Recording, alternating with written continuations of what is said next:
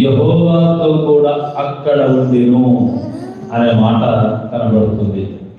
ఒక వ్యక్తి ఎక్కడ ఉండాలి అని అంటే దేవుని సన్నిధిలో ఒక వ్యక్తి ఉండాలి అన్నది బైబిల్ తెలియజేస్తుంది.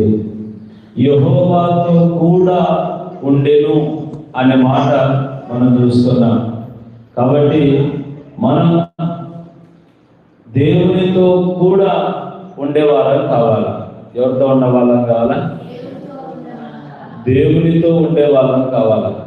నేను ఉపవాస ప్రార్థనలో ఉన్నాను అని 10 మంది కాడికి పోయి మాట్లాడకూడదు, దేవునితో మాట్లాడాలా. ఉపవాసం ఉన్నాను అని పెళ్ళిళ్ళకు పేరంటాలకు పోకూడదు. నువ్వు ఉపవాసం అంటే ఇక్కడ దేవుని సన్నిధిలో దేవుని